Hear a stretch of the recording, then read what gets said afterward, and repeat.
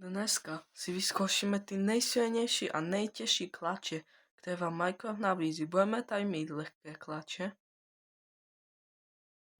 pak středně těžké,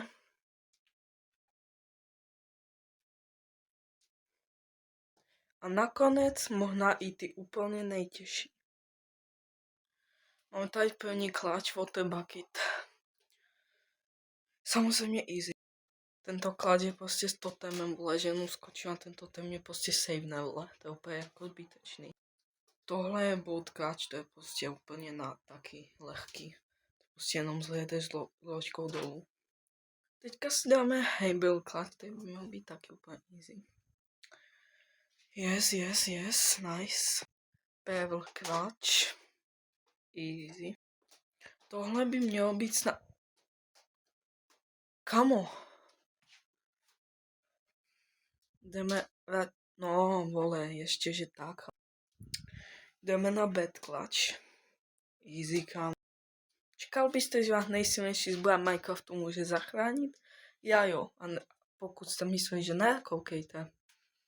Water Bucket a tohle byl Maze clutch. Powder Snow clutch. Nice, jde mi to celkem, kámo, všechno na první pokus. Cobweb clutch, tohle by mal být easy. What? No nic, kámo. Jdeme na hráči, ono na druhý pokus. No, vole, jsem čekal, vole, že to jenom byla náhoda. A po co tady Tohle doufám bude taky v chillu. Strawberry clutch. No tohle už by v chillu mělo být, to byla jenom náhoda. Náhoda. Fakt. Třetí pokus to už musí být, kámo.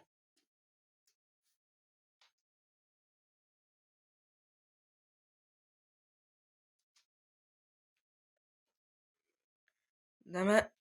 OK, kámo, nice. Jdeme ještě na bonus, tohle je věc, toho jsem vždy neznášel, vole, je to obskok, vole, to jsem, kámo, nikdy nevěděl, když jsem hrál nějaký pávku, vole, to víš, jsem nechápal, jak to někdo může dát, vole. A minule jsem to, kámo, zkoušel, tu mapu stavit třeba kámo, na den potom jsem vydal video s kartama, kámo. Já jako nechápu, kámo, ty vole. Jo, kámo, proč jsem dělal ten bonus, vole.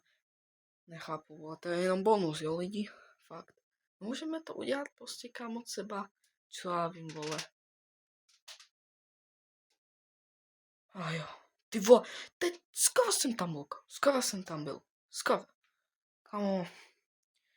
Kámo, 2 minuty strávím jenom na obskoku, vole.